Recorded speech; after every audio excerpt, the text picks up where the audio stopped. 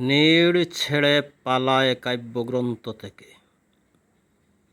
লেখার শিরোনাম আমি কি ভাবতে পারি না। আমি কি ভাবতে পারি না তোমাকেই আমার প্রিয়তমা।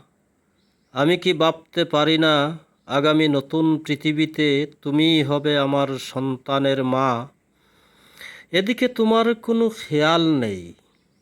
অসম্ভব বলে তো পৃথিবীতে কিছুই নেই।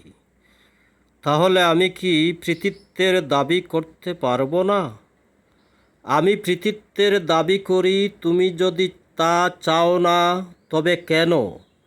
তোমাকে ছুঁয়েছি বলে সবখানে আমার নামে কলঙ্ক রটাবে? তাহলে তুমি কেন তিলে তিলে আমার রক্ত চুষে খাবে?